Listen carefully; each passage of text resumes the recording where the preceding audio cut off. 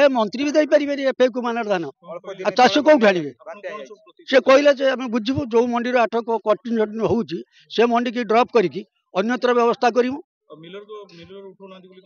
Miller Miller कथा कहले जो मिलर से न उठे ताको आम बाद करके ब्लैक लिस्टेड करके अन्य मिलर सहित टेक करेंगे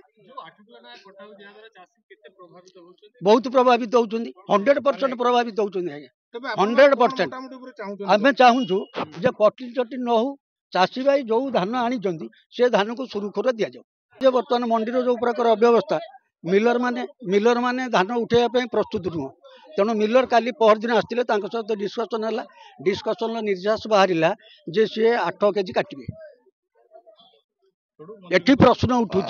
जे एफए क्यू मानर धान एफए क्यू मानर धान सरकार कहते ने कौन सी चाषी भाई एफए क्यू मानर धान दे पारे ना इभिन भी मंत्री चाहिए भी मंत्री दे पारे मंत्री चाहिए